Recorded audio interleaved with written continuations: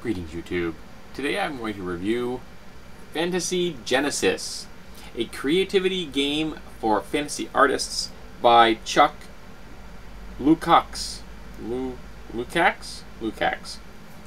Now, Mr. Lukacs is an artist that works for Wizards of the Coast for their Magic the Gathering line, creating the images that are presented on the cards.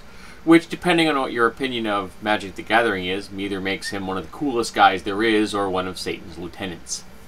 And what he's presented here is a series of exercises in creativity for artists. He presents a number of charts which use traditional D&D style dice to roll on. And there's a little form that you use. I will give you a picture of the little form. It looks like this. And you, for example, animal traits, vegetable traits, emotional traits, things like that, and you roll up 2 sets of these.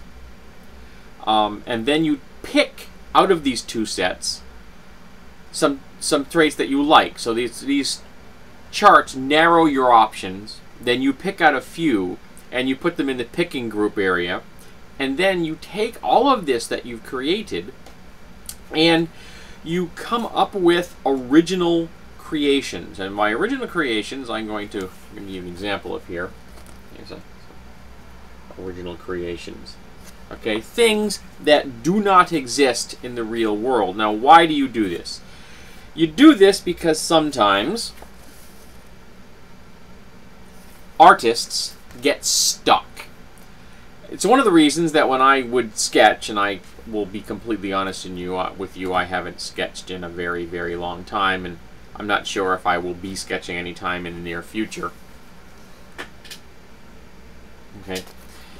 You get a block, and it's hard to get past that block sometimes. So this book, which is part artistic inspiration and part game, helps to get you past that. It's the whole concept of white paper. You hand me a piece of white paper and tell me to sketch something, I'm going to blank just like that paper in front of me. Which is why I always sketched on graph paper. That grid freed me from that frozen moment. Having those lines intersected on that page gave me a visual field to play in as opposed to this endless, featureless expanse which I felt lost in. And that's what this product is about. It's about getting people out of the space they're in.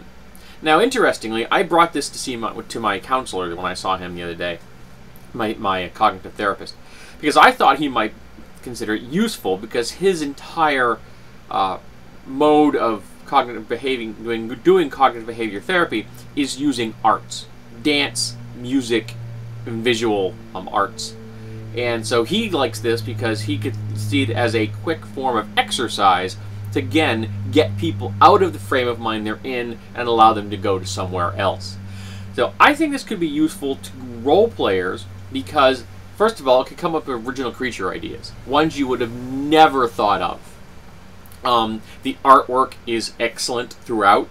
And if you are a budding artist, he does show the sketch layouts he does for these sketches, so you have an idea of how he's doing the layout and the blocking, and what kind of shapes and how the shadows are being implemented and things like that. Now, obviously, you're probably not as talented as this guy is, but it's still a useful tool for understanding. I picked this up off of Amazon. In their secondary market. I got it for under $10 with shipping, and I was really quite happy with my purchase. It's a really well presented book. It gets to use D&D dice. It bridges the borders between art and gaming, and I find that really fascinating.